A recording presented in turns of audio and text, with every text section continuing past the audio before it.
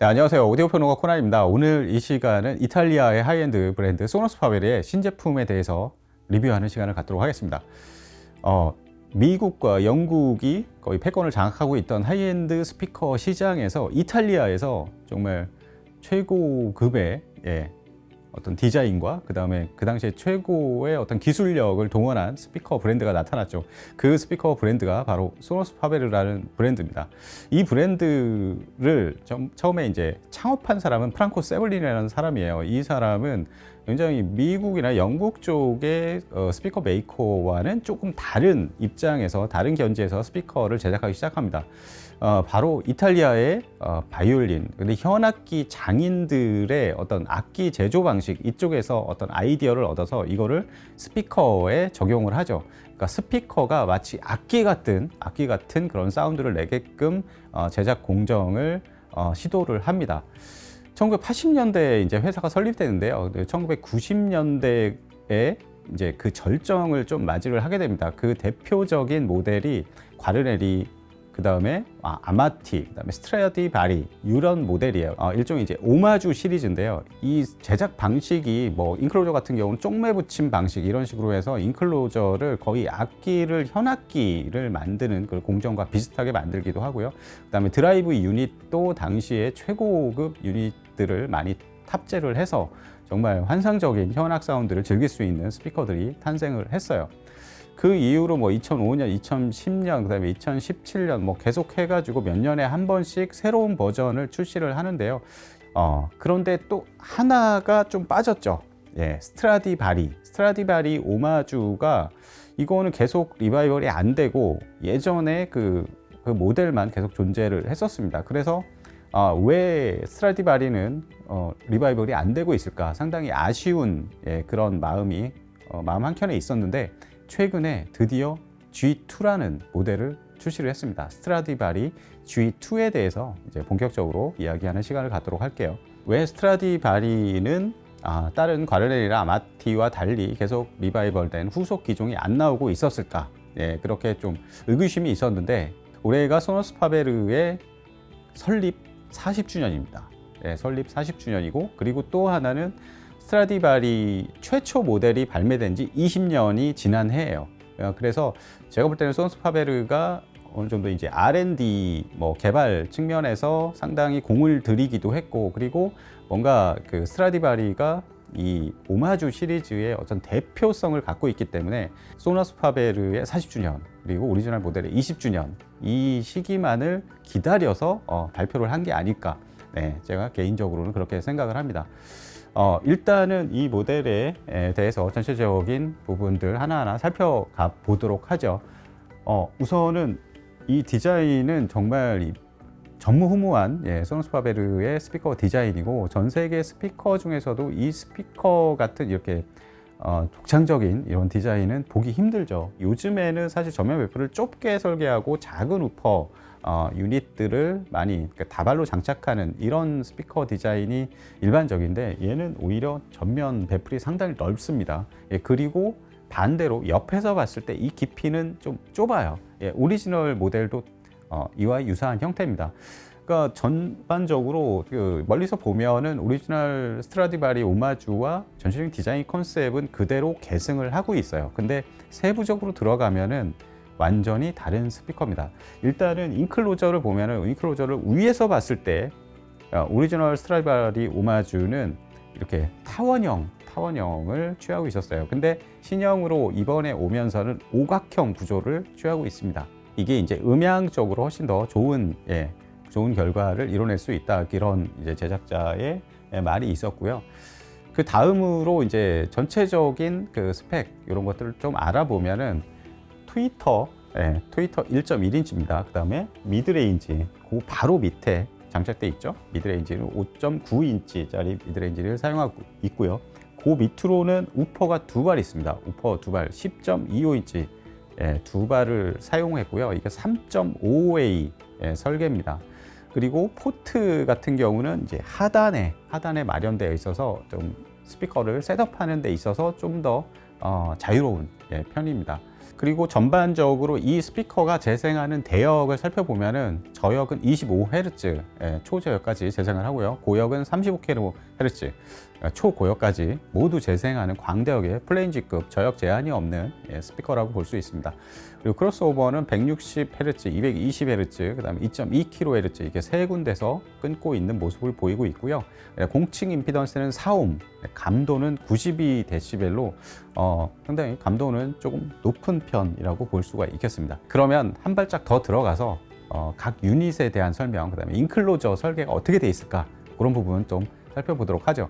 일단 트위터 같은 경우는 뭐 트라이팟 DAD 트위터라고 해가지고 아주 가까이서 보면은 아주 예쁘게 생겼습니다. 기본적으로 소프트돔 트위터인데 그 앞에다가 웨이브 가이드 같은 그런 조형물이 붙어 있어요. 이런 것들은 그 소프트돔 트위터의 고역 한계를 좀 더 높이고 고역의 어떤 롤오프 같은 거를 없애기 위해서 이렇게 만들어 놓은 거고, 그 다음에 포커싱 같은 부분들도 상당히 좋게 만들어 주고 있습니다.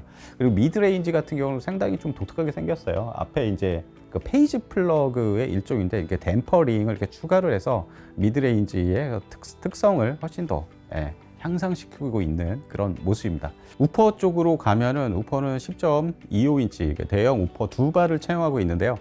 여기 보면은 오가닉 바스켓이라는 개념이 나옵니다. 이렇게 바스켓이라는 게 이렇게 유닛 뒤쪽에 이제 이 진동판이나 모든 것들을 붙잡고 있는 그런 조형물인데, 요게 그 안에 실제 모양을 보면은 약간 거미줄 같은 모양을 취하고 있어요. 이런 걸로 인해서 이 멤브레인 진동판의 어떤 진동을 불필요한 진동을 어느 정도 막아내고 바스켓 자체 진동도 상당히 막아내는 그런 형태로 설계가 되어 있습니다. 그러면은 이 드라이브 유닛을 이 인클로저에 어떤 식으로 장착했고 인클로저 내부는 어떻게 생겼느냐, 이런 부분들이 궁금할 수 있겠는데요. 일단 트위터와 미드레인지, 그 다음에 베이스 우퍼 모두 격벽으로 좀 막아놓은 상태고요. 그러니까 트위터와 미드레인지 이쪽은 그 밀폐형 설계입니다. 대신 안쪽에 인터너 테크놀로지라고 이런 기술이 투입이 돼요. 그래가지고 요즘 하이엔드 메이커들이 많은 그 노력을 쏟아붓고 있는 게 그 드라이브 유닛 후방으로 펼쳐지는 에너지, 후방으로 나오는 에너지를 얼마나 자연스럽게 소멸시키느냐, 뭐 그런 부분에 많이 집중하고 있는데, 이런 인터널 테크놀로지로 인해 가지고 내부 후방으로 방사되는 에너지로 인한 어떤 공진이나 이런 것들을 최소화하고 있는 모습이고요. 그 다음에 우퍼 쪽은 굉장히 좀 특이하게 설계가 됐습니다. 일단은 하방, 그러니까 바닥이죠. 바닥으로 포트를 냈어요. 그 소노스 파벨의 이번 스트라디바리 G2 같은 경우는 내부를 보면은 마치 그 공기의 흐름이 이게 마치 그 모래시계에 모래가 떨어지는 것 같은 약간 그런 모양을 취하고 있습니다. 이게 뭐냐면은 고대 그리스에서 물시계 항아리에 밑에 이제 조금 이렇게 구멍이 뚫려 있을 때 그 일정 분량의 물을 넣어놨을 때 그게 그러니까 물이 완전히 빠지는 시간, 이거를 측정해 가지고 뭐 초병의 교대, 뭐 근무 교대 시간이라든가 어떤 재판의 변호 시간이라든가 뭐 이런 것들을 측정을 했다고 해요. 그래서 이름을 클렙시드라라고 지었습니다. 클렙시드라라고 지었고, 이런 구조를 취함으로써 얻는 이득은 이제 포트를 짧게 설계해도 되고요. 포트 노이즈라든가 여러 이런 부분에서도 상당히 강점이 많은 그런 설계로 태어났다고 합니다. 그리고 하방 포트이기 때문에 아무래도 벽에 조금은 가까이 놓아도 어떤 부밍 현상이나 이런 것들은 좀 적은 편입니다. 전반적으로 이제 이런 설계를 취하고 있고요. 뒤쪽으로 가면 이제 바인딩 포스트는 바이 와이어링을 다 대응을 합니다. 싱글 와이어링까지, 싱글 와이어링, 바이 와이어링 모두 대응을 하고요.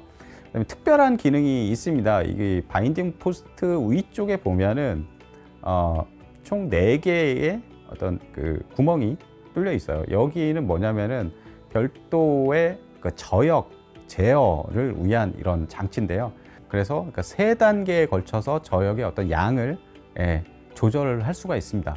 요즘에 뭐 소프트웨어나 이런 걸 통해서 여러 가지 이퀄라이저나 틸트 뭐 이런 기능들 많이 탑재되어 있기는 한데, 아무래도 스피커 쪽에서 이거를 조정하게 되면 음질적인 훼손이나 이런 것 좀 더 적고요. 상당히 다양한 그 어쿠스틱 룸 환경에 조금은 편리하게 사용할 수 있는 그런 기능이라고 보여집니다. 전반적인 이 스트라디바리 G2에 대한 설명은 이 정도에서 끝내고요.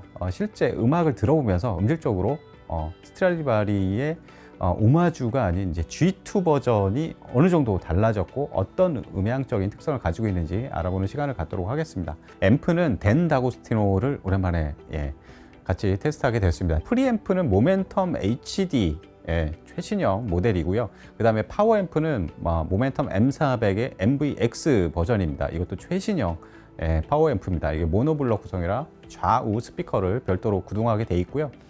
출력은 8옴에 400W, 4옴에 800W, 그 다음 2옴으로 가면은 1600W까지 내주는 거의 현존하는 최고의 파워앰프가 아닐까 그렇게 생각이 됩니다. 이 덴다고스티노는 예전부터도 다른 이전에 나왔던 것도 많이 들어봤는데 일단은 머크렐 출신의 덴다고스티노니까 힘은 정말 좋죠. 그리고 초반에 모멘텀은 힘이 조금 약했다가 나중으로 오면서 훨씬 더 강력한 힘과 다이내믹스까지 겸비하는 그런 앰프로 계속 변모하고 있습니다. 게다가 힘만 좋은 게 아니라 크렐 당시에는 이제 이런 파워는 상당히 좋은데 그러니까 음색 이런 면에서 투명도라든가 SMB 이런 것들이 조금 아쉬웠던 부분들이 있는데 덴다고스티노는 이런 파워와 더불어서 그러니까 소리도 정말 맑고 깨끗한 그런 사운드를 내줘서 저도 개인적으로 좋아하는 앰프인데요. 오늘 스트라디바리 G2와 어떤 소리를 내줄지 한번 들어보도록 하겠습니다. 일단 첫 번째 곡인데요. 보컬 곡입니다. 들어보시죠.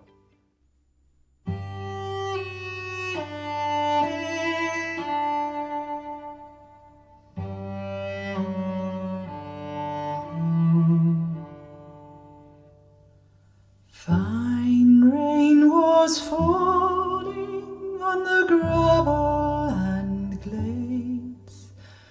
The last rays of September bejeweled broken blades.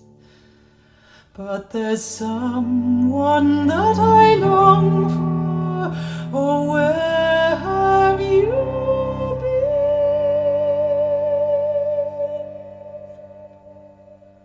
As the red earth lies under a covering of green.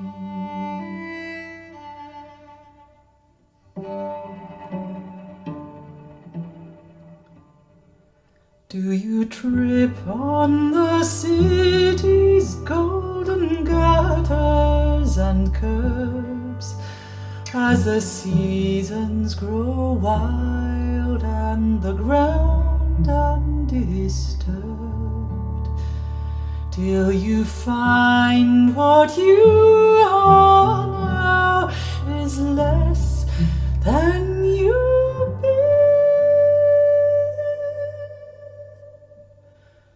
As the red earth lies under a covering of green.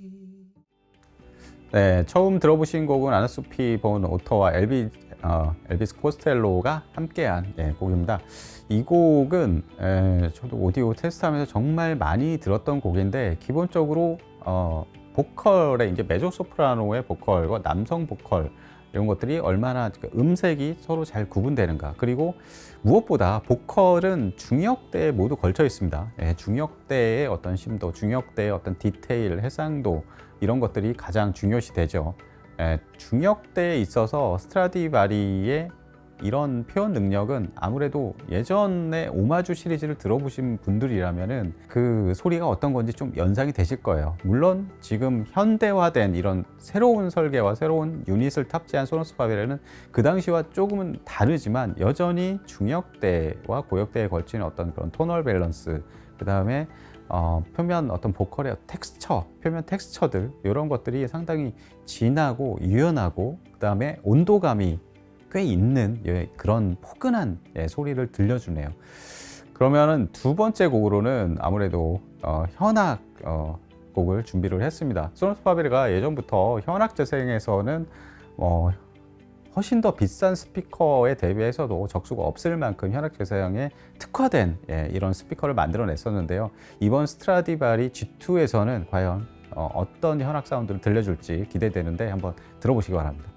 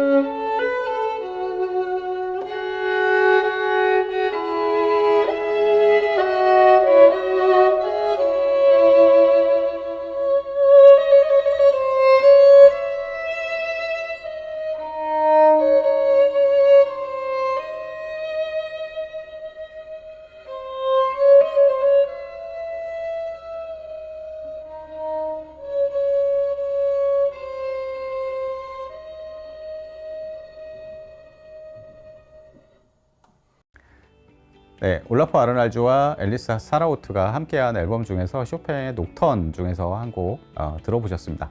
여기 들어보면은 스트라디바리 그 악기가 나와요. 이 바이올린이 나오는데 여기에서 사용된 악기가 빌레모트 스트라디바리라는 바이올린입니다. 1700년대 제작된 악기라고 그래요. 이 곡에서 이제 피아노나 뭐 이런 악기를 유심히 들어볼 수도 있고, 이제 이 바이올린 소리에도 상당히 집중해서 들어오면 상당히 재밌는데요. 아주 그 적막한 가운데 이 바이올린 소리가 싹 들어올 때의 그 느낌, 그 느낌이 스피커에 따라서 음색 차이가 굉장히 많이 납니다. 그리고 이 녹음 자체가 소리를 정말 그 현장에서 그냥 그 녹음한 다음에 어떤 그 이후에 후반 작업에서 많이 뭐 손을 보든가 이렇지 않아서 배경 잡음까지도 모두 들어가 있어요. 이 소너스 파베르 스트라디바리 G2에서 들려오는 소리는 정말 이렇게 바이올린을 현장에서 듣고 있는 것 같은 그런 느낌을 주는데요. 확실히 중역대 G나 어떤 질감 표현에서는 현재에서도 적수가 많지 않지 않나, 그런 생각을 해봤습니다. 그러면은 마지막 곡으로는 팝 음악을 좀 준비를 했습니다. 아무리 현악 재생이 좋다고 하더라도 사람들이 누구나 현악 이런 클래식만 듣지는 않으니까요. 그러면은 마지막 곡 한번 들어보시죠.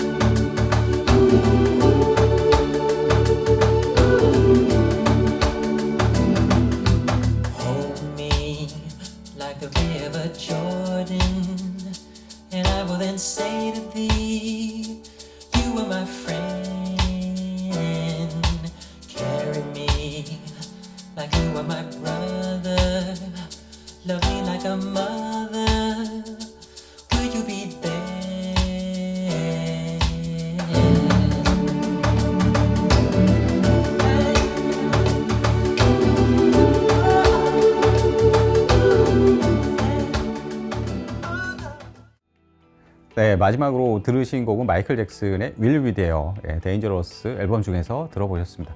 이 곡은 그러니까 처음에 그 클리블랜드 오케스트라가 아마 70년대 녹음일 거예요. 그 당시에 그 베토벤 교향곡 9번 중에서 일부분을 이제 차용해가지고 앞부분에 넣었는데, 이 곡을 듣다가 갑자기 이제 그 클리블랜드 오케스트라의 연주가 끝나고 마이클 잭슨의 음악이 본격적으로 나오죠. 이 시간 사이, 이게 시간축의 차이가 정말 어마어마한데, 처음 나왔을 때 1990년대 그 당시에 나온 그 소노스 파베르의 오마주 시리즈 들어보면은 사실 현악이나 피아노나 뭐 하여튼 클래식 음악에서는 상당히 좋았지만, 그 당시 오리지널은 사실 팝 음악을 들으면 시간축 측면에서 굉장히 좀 늘어지고 약간 뭉개져서 팝 음악 듣는 맛은 좀 떨어졌던 그런 기억이 있어요, 제 개인적으로는. 근데 이번 스트라디바리 G2를 들어보면 반응 속도 이런 것들도 상당히 빨라졌습니다. 그래서 에너지의 어떤 완급 조절들, 그리고 다이내믹스 폭도 상당히 넓어졌고요. 그래서 추진력, 앞으로 뭐 추진하는 능력들 이런 것도 좋고, 그러니까 리듬감 이런 것들도 아주 훨씬 더 향상된 그런 모습을 보입니다. 그러니까 확실히 소노스 파베르가 이제 오리지널 프랑크 세블린이 있었을 당시에 완성했던 오마주 시리즈는 정말 그들만의 개성으로 똘똘 뭉쳐져 있었고, 그리고 특히나 현악을 포함해서 클래식 재생의 포커스가 확실히 많이 맞춰져 있던 그런 그 스피커들이었는데, 현대로 오면서 소노스 파베르의 다른 스피커들도 그렇지만 여러 장르에 걸쳐서 아주 올라운더로 많이 그 진화한 그런 모습을 보여주고 있고요. 스트라디바리 G2도 그런 그 모습을 보여주는데, 그렇다고 해서 그 소노스 파베르가 자랑으로 삼던 그런 현악 재생에서 많이 약화됐느냐, 또 그렇지는 않아요. 지금 들어봐도 소노스 파베르는 현악 재생에서는 상당히 일가견이 있는 그런 모습을 보여주고 있습니다. 네, 오늘 이렇게 해서 소노스 파베르가 벼르고 별러왔던 프로젝트의 일환이었죠. 스트라디바리의 G2 버전 스피커에 대해서 알아보는 시간을 가졌는데요. 이 스트라디바리는 바이올린 명장의 이름을 딴 거죠. 17세기에서 18세기에 걸쳐서 활동했던 바이올린 제작의 명장 스트라디바리, 안토니오 스트라디바리의 이름을 따서 그에게 헌정하는 의미로 최초 발매되었고, 이번에는 G2 스피커 버전이 출시되어서 이렇게 전체적인 설계와 음향적인 측면을 알아봤습니다. 정말 간만에 듣는 소노스 파베르 스트라디바리라서 저도 상당히 흥미롭게 청음을 했고요. 여러분도 한번 실제 들어보시면서 스트라디바리가 어느 정도의 성능을 내주는지 한번 들어보시길 강력 추천드립니다. 오늘 제가 준비한 시간은 여기까지고요. 다음에 또 재밌는 기기로 찾아뵙도록 하겠습니다. 저는 지금까지 오디오평론가 코난이었습니다. 감사합니다.